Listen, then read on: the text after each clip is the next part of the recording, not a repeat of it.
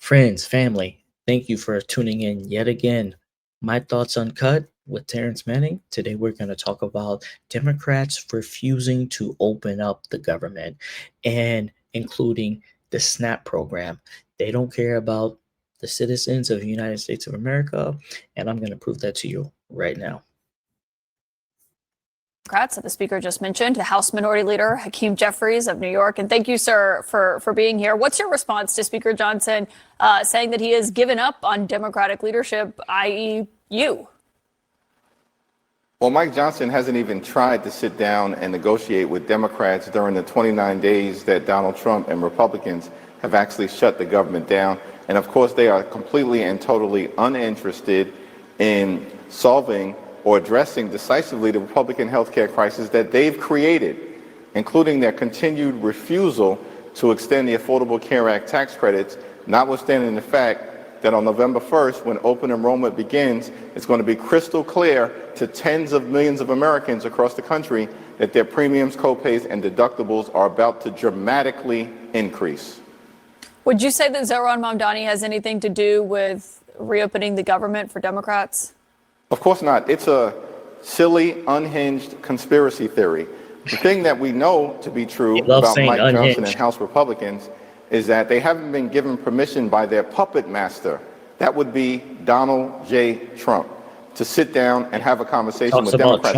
We've said from the very beginning that we want to reopen the government, that we want to enter into a bipartisan spending agreement that actually meets the needs of the American people, while at the same time addresses the health care crisis that they've created and are visiting on the American people, which includes, but is not limited to, the largest cut to Medicaid in American history.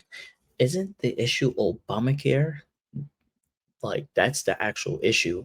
And both parties are actually trying to figure out how to solve Obamacare. It has nothing to do with the Republicans. It's more so Obamacare.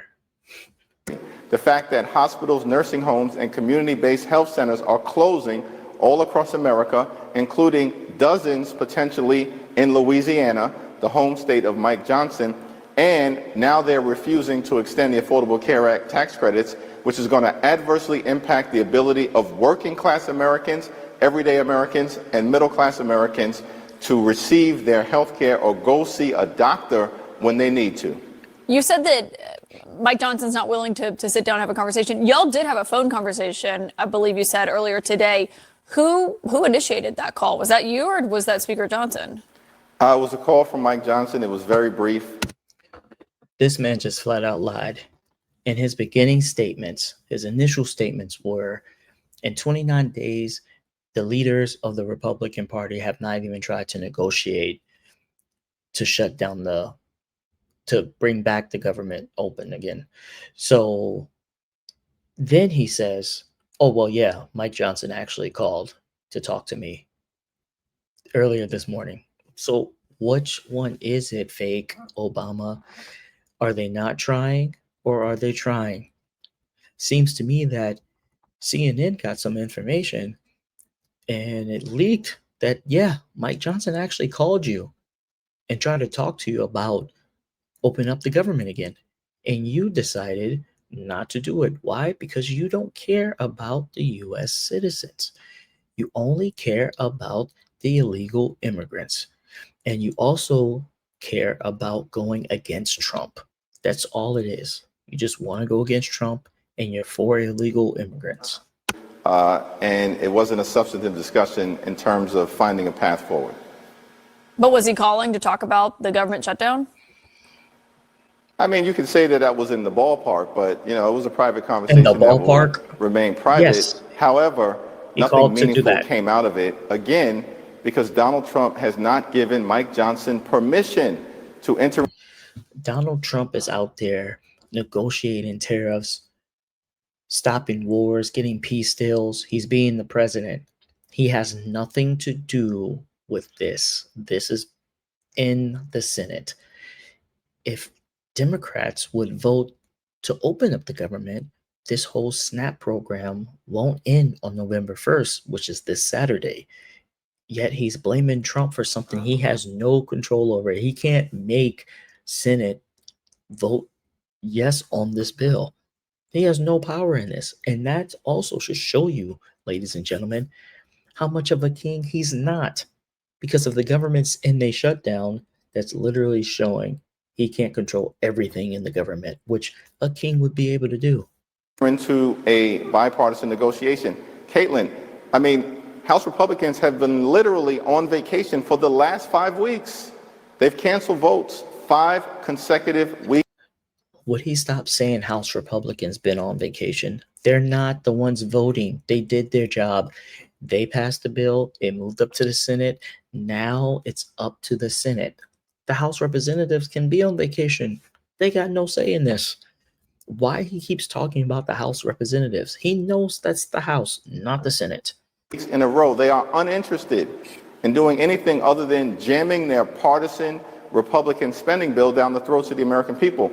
And as Democrats, we've made clear we will not support a partisan Republican spending bill that continues to gut the health care of the American people. Period.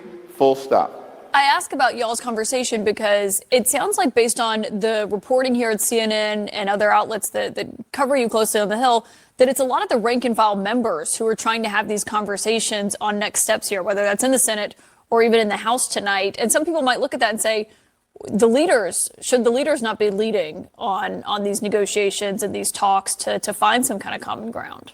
Well, from the standpoint of what may emerge from the Senate, as House Democrats, we've consistently said that we will consider anything in good faith that emerges from the Senate, as long as it's, of course, bipartisan in nature and decisively addresses the Republican health care crisis. But we're not going to, continue to go down this road that Republicans have been taking the country since January 20th, which is my way or the highway, because they just want to jam their right-wing ideology down the throats of the American people. We've seen the damage that they've already done in their one big ugly bill, which, by the way, also includes the largest cut to SNAP in American history. They cut $186 billion. They are making sure the people that actually deserve SNAP get SNAP, not people who are abusing the system and or illegally getting SNAP, as in illegal immigrants. He's leaving that part out. $1 in nutritional assistance. Literally, these people ripped food from the mouths of hungry children, seniors, veterans, women, and families so they could reward their billionaire donors with massive tax breaks and make those tax breaks permanent. And now they're threatening to take those benefits away. You know what's funny? They always talk about these billionaires and tax breaks, yet they get donations from these same billionaires. So is it okay for you guys to get donations from the billionaires, but at the same time you criticize Trump and Republicans for having the billionaires have tax write-offs? Sounds like he's very hypocritical. From 42 million Americans on November 1st. Well, can I ask you on that? Because that's what Leader Thune was shouting about on the floor today, because a Democrat over in the Senate tried to introduce a bill basically that would just fund SNAP during the government shutdown. We've seen some Republicans who support doing that. And yes, you're right that the Republicans just cut $186 billion from SNAP in the one big beautiful bill. We've talked about that at length with Republicans on this show. But I wonder, does that comfort the 42 million people, though, who are about to go without SNAP starting in November, who are being denied those benefits while you're fighting for these Obamacare subsidies? The question is, which pain point, is the worst, I guess? Well, none of this pain that Republicans have inflicted on the American people is acceptable. It's also important to note that the money currently exists within the Trump administration, including $5 billion in a contingency fund specifically for this kind of circumstance, to continue providing SNAP benefits to the American people, including 16 million children who might otherwise go hungry if Donald Trump successfully withholds these SNAP benefits. The Trump administration doesn't need Congress to act in order to continue providing nutritional and food assistance to everyday Americans. They actually do. What you're suggesting is just a temporary fix for about 2-3 weeks tops. And then what?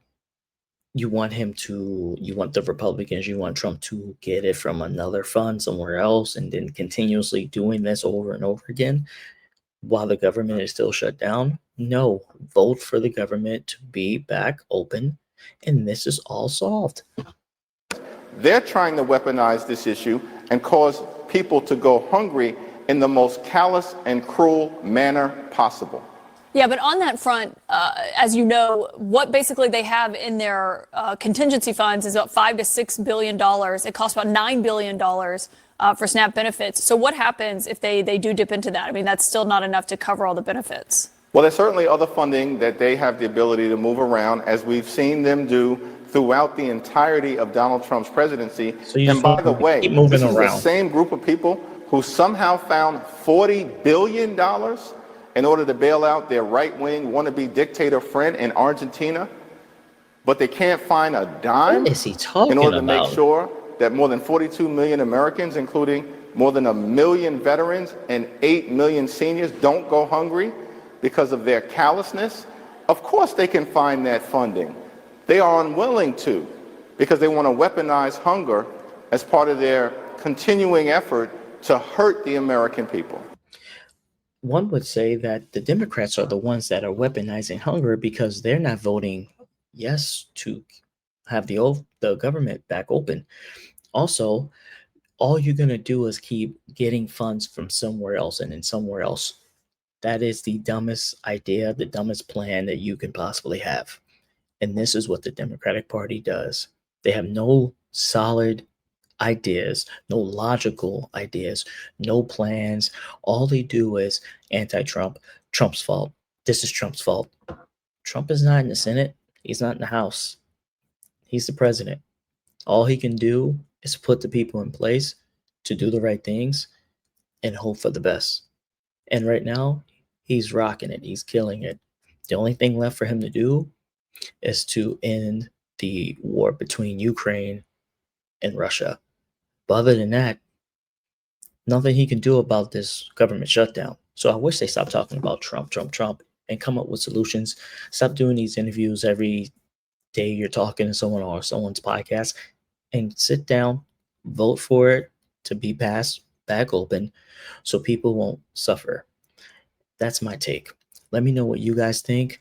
Hakeem, Obama, Jeffries, how he did. If you think he was correct, if you think he was wrong, like, subscribe. Thank you for everybody with the comments from all my other videos. For those of you who are new, check out my other videos. Thank you. Peace.